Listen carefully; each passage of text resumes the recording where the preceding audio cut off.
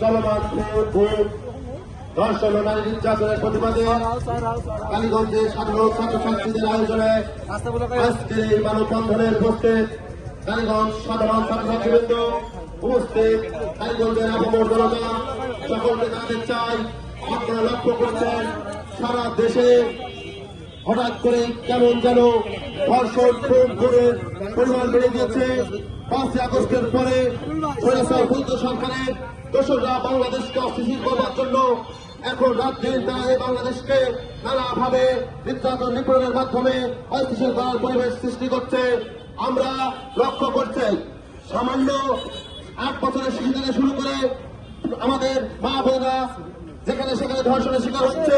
প্রশাসনের দৃষ্টি আকর্ষণ করে বলতে চাই, প্রশাসনের যে সকল দায়িত্বশীল কর্মকর্তারা আছেন, আপনারা যদি এর দ্রুত বিচার না করেন, আপনারা যদি পদক্ষেপ না নিয়ে দেশের পরিবেশ স্থিতিশীল না করেন, কালীগঞ্জের ছাত্র জনতা সহ সারা বাংলাদেশের সাধারণ ছাত্র জনতা কিন্তু আবার রাজপথে এই ছাত্র সমাজ ঘরে উঠে গেছে। আপনারা মনে করবেন না যেখানে অন্যায় হবে, যেখানে অবিচার হবে, সেখানে ছাত্র সমাজ রুখে দাঁড়াবে। লক্ষ্য করছে কোন দর্শকের বিচার কিন্তু হচ্ছে না। প্রশাসনের দৃষ্টি আকর্ষণ করে বলতে চাই, দর্শকদের ধরুন, তাদেরকে দ্রুত আইনের আওতায় এনে তাদেরকে শাস্তির ব্যবস্থা করুন। যদি যে কোনো পরিস্থিতির পরিবেশ সৃষ্টি হয়, তার দায়ভার কিন্তু স্বরাষ্ট্র উপদেষ্টা আপনাকে নিতে হবে। সাধারণ মানুষের সাথে শান্তিতে বসবাস করতে চাই, কিন্তু আমরা লক্ষ্য করছি দেশের পরিবেশ যখন বিঘ্নিত হবে তখন কিন্তু আমরা ছাত্র সমাজ ঘরে বসে থাকবো না।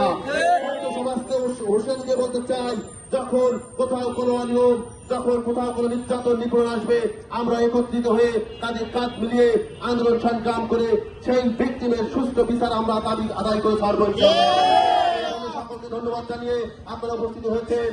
আমরা সবসময় রাজপথে সবল থাকবো এই আহ্বান জানিয়ে আমি আমার কথা শেষ করছি।